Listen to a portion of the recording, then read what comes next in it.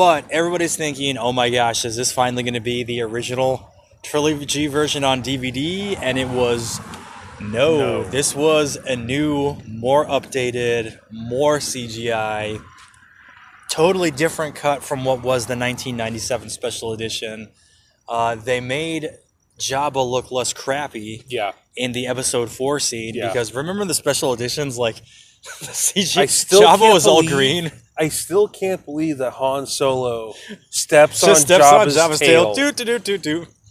Because that was the only footage that they had. Yeah. And I'm like, if they made such a glaring omission of Jabba's character, they should have just left it on the cutting room that's floor. called... Or if you really want to put it on the DVD, make that one of the deleted scenes under the special features. Don't put that crap in the movie. Yeah. Or find a way where you can cut to seeing like Chewbacca standing on the gangway or something like that, and you hear the dialogue. Yeah. And you don't see him stomp on Jabba's tail. Yeah. Yeah, that could have been done. Another thing is, all right, so there are changes that we can understand for the 04 DVD release and the 05 re-releases, and then there are other changes that are kind of WTF. So, like my favorite change they did was inserting Ian McDermott as the Emperor. Yeah, so inserting Ian McDermott as the Emperor, that's fine. Putting in Tamara Morrison's voice because Boba Fett is a clone, all right, that's fine.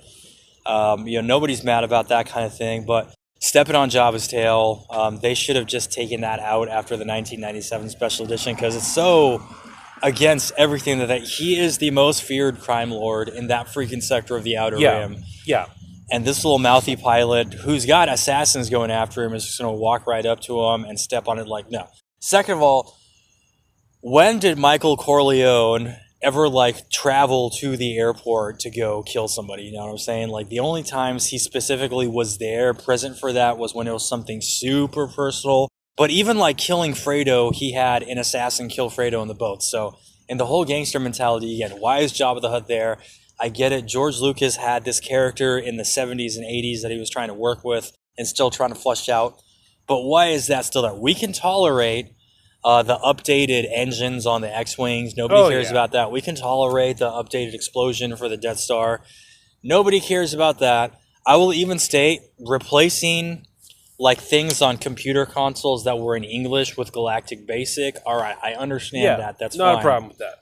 Why are we going to be changing up dialogue between Vader and the Emperor? Why are we having Han Solo stepping on Jabba the Hutt's tail?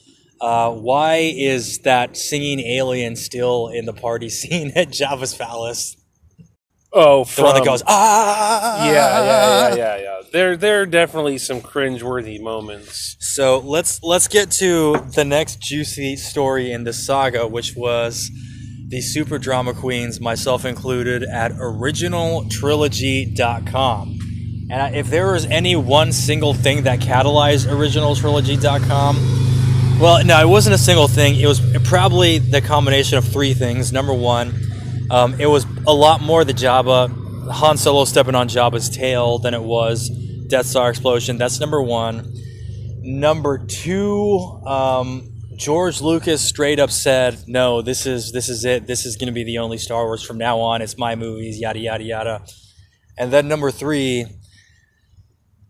25-year-old Hayden Christensen at the end of Return of the Jedi next to Force Ghost Yoda and Force Ghost Alec Guinness. Those three things, but the number one piss-off factor definitely was George Lucas or Lucasfilm. I forgot who put out that letter, but it was basically... yeah, we're glad that you enjoyed the movies. This is Star Wars now, yada, yada, yada. Go F yourselves. So... oh, wait a minute. I thought there was one more factor. What was one more factor?